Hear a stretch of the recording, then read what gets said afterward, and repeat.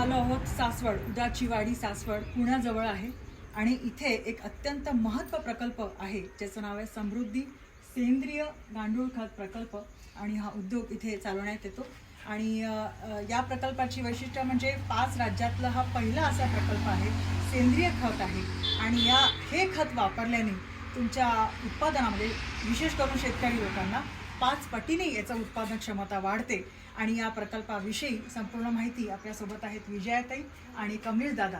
ही सगळी माहिती आपल्याला या प्रकल्पाविषयी जाणून आपण घेऊया. आणि विजयाताई, या प्रकल्पाविषयी आम्हाला थोडक्यात माहिती जाणून घ्यायला आवडेल. नमस्कार, माझं नाव सौ विजया शिवाजी गुले. ह्या कंपनीची थोडक्यात माहिती सांगते की आपला प्रकल्प हा 5 राज्यामधील पहिला प्रकल्प आहे. त्या प्रकल्पामध्ये आपण जे काही यूज करतो त्या कारखान्यामध्ये प्रेसमेंट तयार होतो, त्या प्रेसमेंटपासून आपण हे खत तयार करतो. पुढील माहिती दादा देईल. कमलेशजी, आपल्याला ही संकल्पना कशी सुचली? कारण गांडूळ खताविषयीची माहिती बऱ्याच कमी ठिकाणी आहे आणि मला असं वाटतं आपण नवीन हा प्रयोग केलेला आहे. सो याच्याबद्दलची थोडक्यात माहिती आणि कसं सुचलं याविषयी. ॲक्च्युली जी काय आपण माहिती शेतकऱ्यांकडनं घेतली किंवा पूर्ण मार्केटचा जेव्हा आम्ही सर्वे केला तेव्हा हे समजून आलं की ऑर्गॅनिक शेती करण्यासाठी लोक प्रवृत्त होतात ते, पण करत का नाही आहे? कारण की उत्पादनात त्यांच्या वाढ होत नाही. आणि जे गांडूळ खत आपण आत्ता बघतो की जे शेणापासून तयार करतात किंवा पालापाचोळ्यापासून तयार करतात त्याची ताकद कुठेतरी कमी पडते. कारण की 70 वर्ष 60 वर्ष 50 वर्ष लोकांनी केमिकलचा जास्त मारा आपल्या शेतीसाठी केला आहे. म्हणजे युरिया वापरा, सुफला वापरा किंवा ह्युमिक ॲसिड वापरून ह्या शेतीचा पूर्ण कस गेलेला आहे. आता तुम्ही बऱ्याच ठिकाणी बघत असाल की माती ही जी काळी असायची ना ती पांढरी परत चालली. म्हणजे त्या मातीला आता क्षार वरती येतोय की त्यांनी एवढं केमिकल वापरलेलं आहे. मग त्या शेतीला जर तुम्हाला 100% ऑर्गॅनिक करायचं असेल तर आधीचं जे खत आहे की जे फक्त शेणापासून तयार होतं त्याची ताकद कुठेतरी कमी पडते. मग आम्ही हा विचार केला की आपल्याला खत तर करायचं आहे, ऑर्गॅनिकच करायचं आहे, पण ह्याच्यात काहीतरी ताकदीचं खत तयार करू. मग तेव्हा आम्हाला काही नामवंत इन्स्टिट्यूटचा एक नाव कळलं. आम्ही त्याची पूर्ण माहिती घेतली आणि त्या इन्स्टिट्यूटने काय रिसर्च केला आहे की शेणाबरोबर आपल्या शुगर फॅक्टरीतली जी प्रेसमड असते म्हणजे साखर तयार करताना त्यामध्ये जे 4 पद्धतीचं रॉ मटेरियल येतं त्यातला एक प्रकार आहे प्रेसमड केक म्हणून. तर तो प्रेसमड केक एक काही कालासाठी कुजवला जातो, त्याचं टेम्परेचर मायनस केलं जातं, त्यातलं सगळं केमिकल काढलं जातं आणि ती प्रेसमड 50% योग्य प्रमाणात त्या शेणामध्ये मिक्स करून नंतर त्यामध्ये 100% गांडूळ सोडून जे खत तयार होतं ते खत म्हणजे रिसर्च केलेलं गांडूळ. आणि हे जर खत वापरलं तर प्रत्येक वर्षी तुमची 15 ते 20% ही उत्पादनात वाढ होत असते आणि 4 ते 5 वर्षामध्ये तुम्ही आत्ता जर तुमच्या शेतीमध्ये जे उत्पादन घेत आहे तर 5 वर्षामध्ये नक्कीच तुम्ही 5 पट जास्त उत्पादन तुमच्या शेतीत घेऊ शकता. आणि हे प्रॅक्टिकली प्रूव्ह झालेलं आहे. असं हे प्रकल्प. किती वर्षांपासून सुरू आहे हा प्रकल्प? आता आम्ही 4 वर्ष झालो या प्रकल्पामध्ये आहोत आणि 4 वर्ष माझ्याकडं जो क्लायंट आहे म्हणजे शेतकरी वर्ग आहे त्यातल्या 99% जे शेतकरी वर्ग आहे ते फक्त ऑर्गॅनिक शेतीसाठीच आहे की ज्यांना स्वतःला एक आवड आहे की आता मी ऑर्गॅनिकच करणार, मी केमिकल वापरणार नाही. आणि आम्ही समाधानाने हे आज सांगू शकतो की माझा जो क्लायंट आहे किंवा समृद्धी सेंद्रिय गांडूळ खत प्रकल्पामध्ये जी लोक शेतकरी इथं खत घेतात त्यांना कुठल्याही केमिकलच्या फर्टिलायझरच्या दुकानामध्ये पाय ठेवायची सुद्धा गरज लागत नाही. बाकी ह्या खतावर आणि ह्या वर्णीवॉशवर 100% ऑर्गॅनिक शेती होते. बरं, तर आपण जाणून घेऊया की या प्रकल्प हा नेमका कसा चालतो, हा काय पद्धत आहे याची आणि याचं काय महत्त्व आहे, कुठे कुठे याचं सप्लाय होतो त्याबद्दलचं आपण जाणून घेऊया. चला दादा, हा प्रकल्प कसा चालतो नेमका आता आम्हाला जाणून घ्यायला आवडेल. आजपर्यंत तुम्ही विचार करा गांडूळ खताचा तुम्ही महाराष्ट्रात किंवा महाराष्ट्राच्या बाहेर कुठेही जाऊन जर प्रोजेक्ट बघितला असेल तर तुम्हाला खड्ड्यात, पिशवीत आणि हौदामध्येच फक्त तुम्ही खत तयार करताना बघितलं असेल. पण ह्या प्रकल्पाचं वैशिष्ट्य दुसरं काय आहे की आज आपण पाहू शकता की इथे खाली सिंगल वीट लावलेली आहे आणि या सिंगल विटावर हा बेड आम्ही असा उभा करतो. आता हा जो बेड आहे एक बारामतीचा विद्यार्थी होता त्याने हा 7 दिवसामध्ये लावलेला बेड आहे. तर आमचे प्रॉपर जे बेड असतात म्हणजे हे बेड पहा तुम्ही, कुठल्याही पद्धतीचा सपोर्ट नाही आहे. कुठल्याही पद्धतीची भिंत वगैरे काही नाही. कोणते कोणते लेअर? सिंगल वीट आहे. सिंगल विटापासून हा 4.5 फूट म्हणजे माझ्या कमरेच्या लेवलला हा बेड होता, हा एवढा बेड होता. आता जेव्हा सेट होतो तेव्हा तो अर्धा फूट 1 फूट खाली जातो. आणि लेयर्स कोणत्या कोणत्या? याच्यामध्ये लेअर कशा असतात की खाली हा शेणाचा लेअर असतो, इथून पुढे प्रेसमोडचा लेअर असतो, परत हा शेणाचा लेअर असतो, परत प्रेसमोड आणि परत शेण असतं. म्हणजे ह्या केसमध्ये गांडूळाची जी कॅपॅसिटी आहे काम करण्याची ही 4 पट किंवा 5 पट जास्त आहे कारण की त्याला वारं मिळतं. बरं. तुम्ही आज बघू शकता की तुम्हाला ह्या साईडने वारं मिळतं, इथून वारं मिळते, वरनं वारं मिळते, पलीकडनं वारं मिळते. हा म्हणजे प्रत्येक ठिकाणावर त्याला वारं जर मिळालं तर गांडूळ हा काम करताना चांगल्या पद्धतीने काम करतो. बर पिशवीमध्ये, खड्ड्यामध्ये, हौदामध्ये होतं काय की गांडूळाला हवं तेवढं ऑक्सिजन मिळत नाही. बर आणि त्या केसमध्ये खत तयार होतं पण त्याचा ड्युरेशन हा जास्त असतो. हा या केसमध्ये कसं आहे की तुम्ही कमी जागेमध्ये जास्त उत्पन्न घेता. हा आता हा माझा जो बेड आहे याच्यात कमीत कमी 13 टन ते जास्तीत जास्त 15 टन माल हा आम्ही 50 फूट बाय 5 फूट बाय 4.5 फुटामध्ये घेतो. बर आणि जर तुम्ही 10 बाय 400 पिशवी जी असते त्यामध्ये साधारणतः 1 टन माल बसतो आणि जो खत तयार होतो त्या 750 ते 800 किलो खत हातात येतो. बर म्हणजे तुम्ही 50 फुटामध्ये फक्त 5 पिशव्या लावू शकता आणि 7×5 = 35 म्हणजे 3.5 टन माल तयार करू शकता. पण तीच जागा ह्या पद्धतीने जर आपण केली तर ह्याच्यात कमीत कमी 13 टन ते जास्तीत जास्त 15 टन माल हा आपण तयार करू शकतो. म्हणजे हे एक ह्या प्रकल्पाचं वैशिष्ट्य आहे. बर तर पुढे ती प्रोसिजर सुरू आहे का तो बघू शकतो का? आता तो खत तयार झालेला आहे. तयार आता खत तयार झालेलं जे खत आहे ते तुम्हाला दाखवतो. अशा किती आपल्याकडे लेयर्स आहेत आणि लाईन्स आहेत? आता ह्या शेडमध्ये आम्ही काय करतो, आता ही 60 बाय 50 फूट अशी ह्या शेडची कॅपॅसिटी आहे. इथं 50 फुटाचे आम्ही 6 बेड लावतो आणि छोटे बेड जे तुम्ही बघताय हे आमच्या विद्यार्थ्यांनी लावलेले बेड. बर म्हणजे इथं ट्रेनिंग सुद्धा चालते ज्या लोकांना ऑर्गॅनिक खत कसं तयार हा. करावं आणि रिसर्च केलेलं गांडूळ खत कसं तयार करावं यासाठी इथं विद्यार्थी येत असतात आणि आपण त्याला पूर्ण प्रॅक्टिकली ट्रेनिंग करतो. बर म्हणजे जर कोणाला म्हणजे जे शेतकरी आहे ते तर तुमच्याकडनं खत घेऊन जातातच, पण ज्यांना शिकायचं आहे इथे MBA झालेले, इंजिनियर असले, डॉक्टर असले लोक देखील इथे 7-7 दिवसांचा कोर्स करतात. ही कशी पद्धत चालते हा कोर्स देखील आपण इथे करू शकतो. आतापर्यंत आपल्याकडे महाराष्ट्रातून विविध राज्यातून सुद्धा इथे म्हणजे फायनान्समधली पोरं सुद्धा शिकायला आली आहेत. नंतर लॉ शिकणारी पोरं पण शिकायला आली आहेत आणि BSc ॲग्री आणि शेतकरी वर्ग जो आहे हा जास्त करून येतो. कारण की अजून एक वैशिष्ट्य तुम्हाला सांगतो की काही महिन्यापूर्वी पुणे विद्यापीठ आहे पुणे युनिव्हर्सिटीने आमची प्रशिक्षक म्हणून निवड केली आणि त्याचं पहिलं सेशन पण झालं इंदापूर येथे. म्हणजे आज आम्ही शेतकऱ्यांना BSc ॲग्री मुलांना आणि काही कृषी अधिकारी सुद्धा येतात की इथं नवीन पद्धतीचं हे खत कसं तयार होतं हे शिकण्यासाठी येतं. तर आपल्याच माध्यमातून मी सगळ्यांना आवाहन करतो की ज्या शेतकऱ्यांना ज्या काही मुलांना ऑर्गॅनिक शेती करायची आवड आहे आणि हे खत बनवायचं कसं हे जर शिकायचं असेल त्यांनी देखील आमच्याशी नक्कीच संपर्क साधा. म्हणजे याच्यामध्ये बिझनेस पण आहे तुम्ही म्हणता, म्हणजे याच्यामध्ये बिझनेस पण आहे. बिझनेस स्वतःच करतात, उद्योजक आहेत कमलेशजी, त्याच्यासोबत प्रोफेसर पण आहेत म्हणजे शिकवण्याचं देखील काम करतात. ज्यांना या व्यवसायात उतरायचं असेल त्याच्यासाठी तुम्ही मार्गदर्शन पण करता. नक्की नक्की पूर्ण मार्गदर्शन म्हणजे गांडूळाच्या अंड्यातून पिल्लू बाहेर येण्यापासून तर फायनल प्रोडक्ट जो तयार करतो आपण तिथपर्यंत त्याचं पूर्ण प्रॅक्टिकल नॉलेज मिळतं. बर त्याच्यानंतर आता हा जो प्रकल्प तुम्ही बघत आहात हा प्रकल्प माझ्या आवडीनुसार नाही तर गांडूळाला कुठलं वातावरण आवडणार आहे बरोबर त्या वातावरणानुसार हा पूर्ण प्रोजेक्ट आपण उभा केलेला आहे की ह्या वातावरणामध्ये तो जास्तीत जास्त चांगलं काम करू शकतो. आणि निसर्गाला धरून म्हणजे साधारणतः तुम्हाला सांगतो दक्षिणायन आणि उत्तरायण हा जो निसर्गातला एक प्रकार आहे की ज्याच्यामध्ये सूर्याचा कल एक दक्षिणाकडे जातो आणि सूर्य जास्त उजेड आपल्या शेडमध्ये येतो. तर त्या पद्धतीचं पण मार्गदर्शन आपण देतो.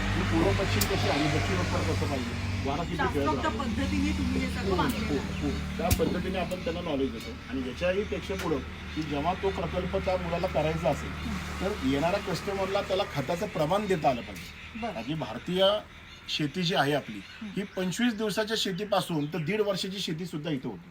म्हणजे उदाहरणार्थ काय की आपल्याकडे कोथिंबीर पासून तर पपई सारखं फळ आहे की ज्याचं पीक उत्पादन तुम्ही 25 दिवसापासून तर 1.5 वर्षापर्यंत घेतो. आम्ही हे परिपूर्ण पद्धतीने विद्यार्थ्यांना तयार करतो आणि ते पण पूर्ण प्रॅक्टिकल करू.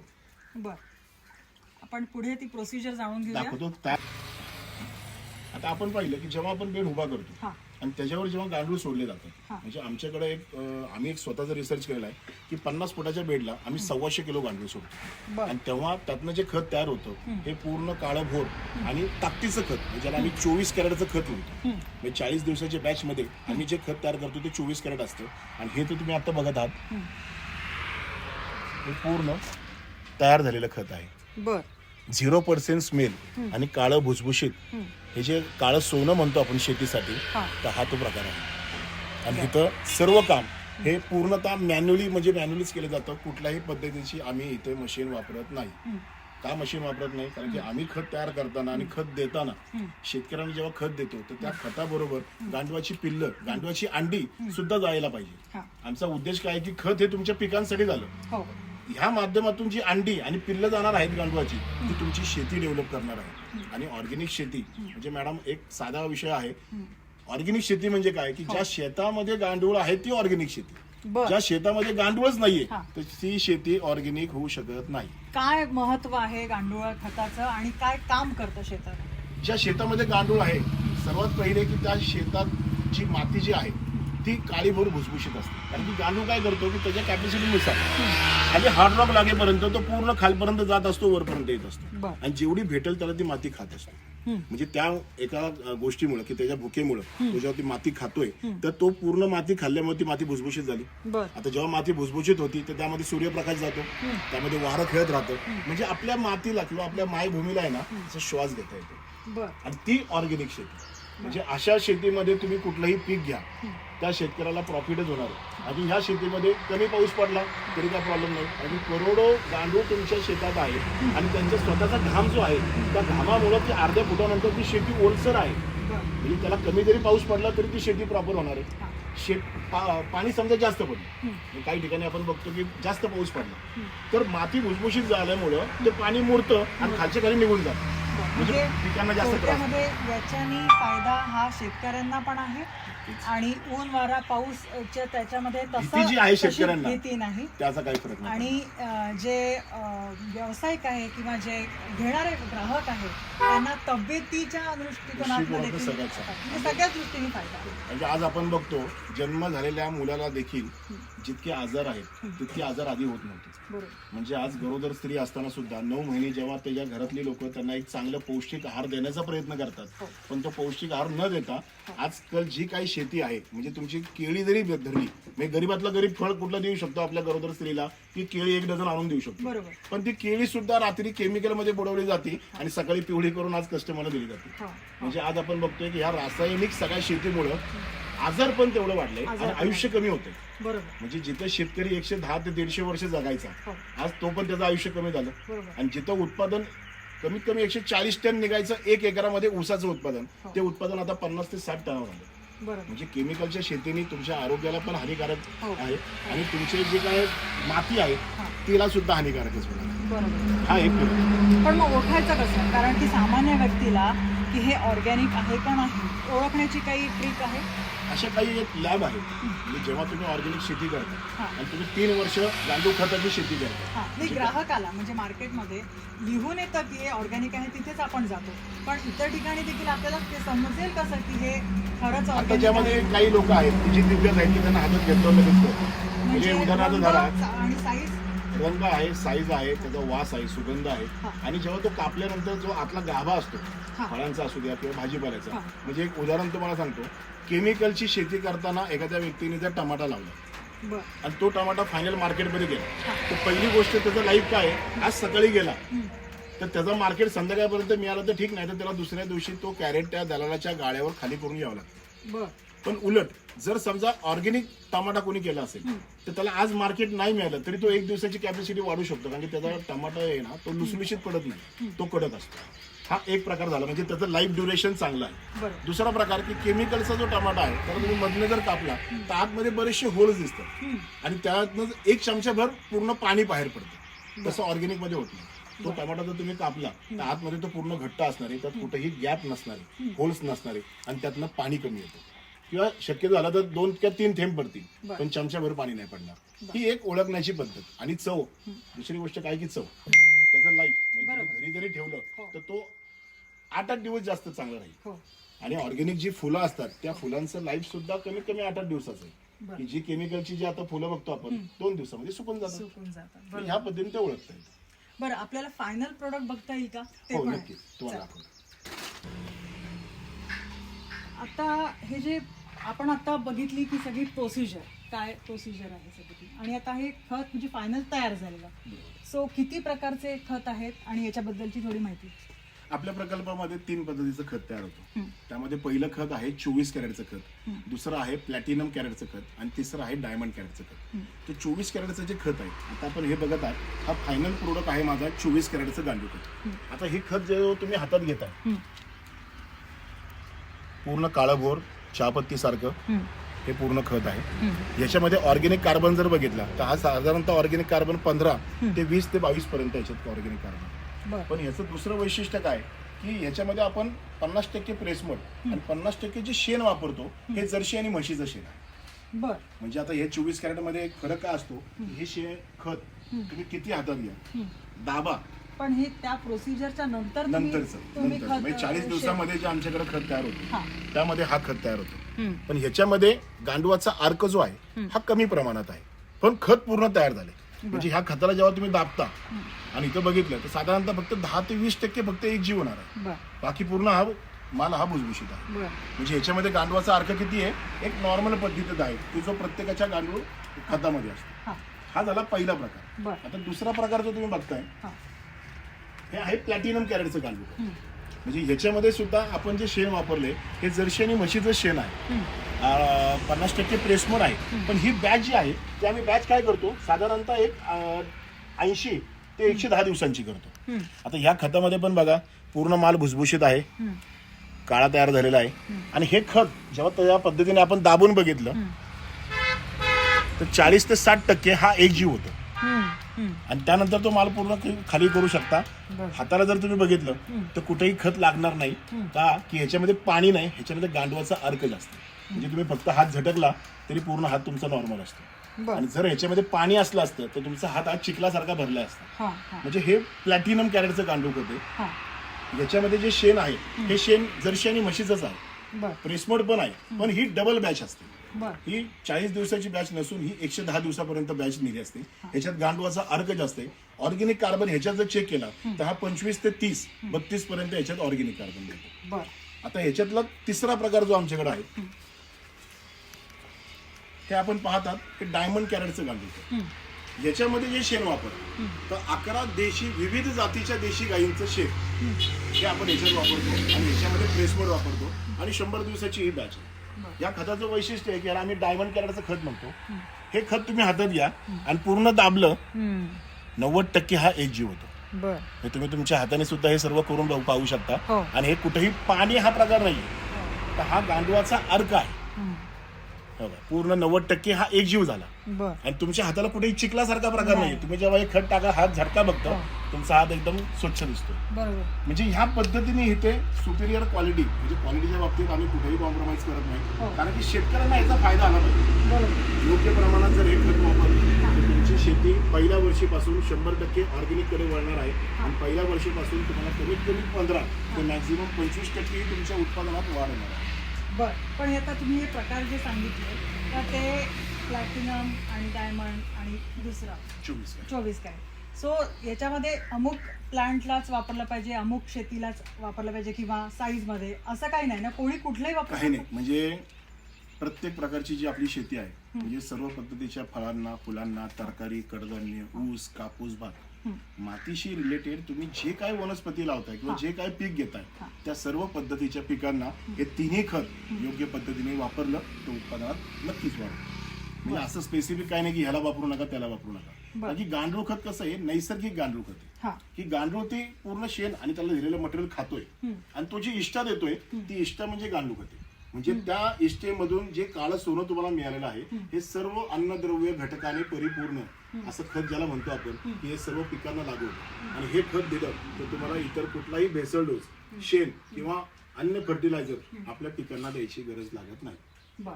आपल्याला कुठून कुठून भारतामध्ये मागणी आहे? मला आता महाराष्ट्रासारख्या 4 राज्यातून पूर्ण ऑर्डर असतात.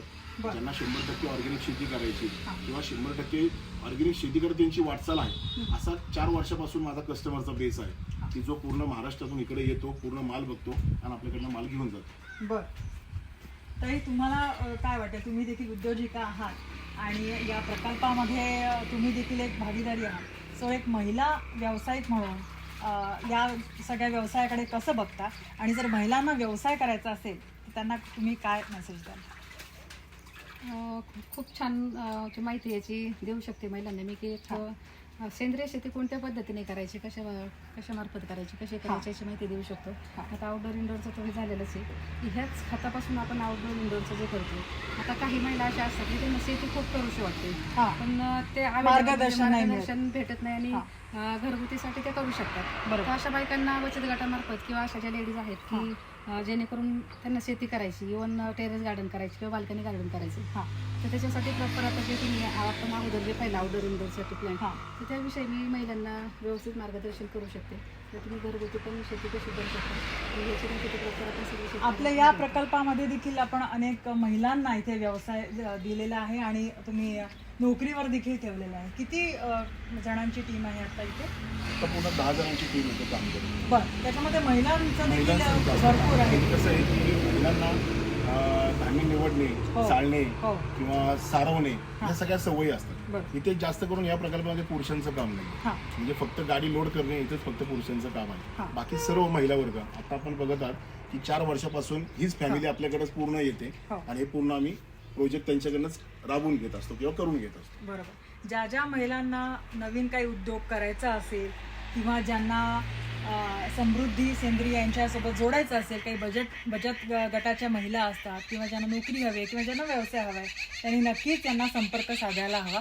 आणि आपण ज्याप्रमाणे म्हणतो की काळं सोनं खरोखरच आपण म्हटलेलं आहे, तर हे खरंच आहे. सेंद्रियकडे अधिकाधिक लोकांनी वळलं पाहिजे आणि हे आर्थिक मजबूती केवळ देशाच्या आर्थिक मजबूत नाही करत, आपल्या शरीराला देखील मजबूत तेवढंच करतात. तर धन्यवाद खूप खूप कमलेशजी आणि विजयाताई आपले. धन्यवाद. धन्यवाद.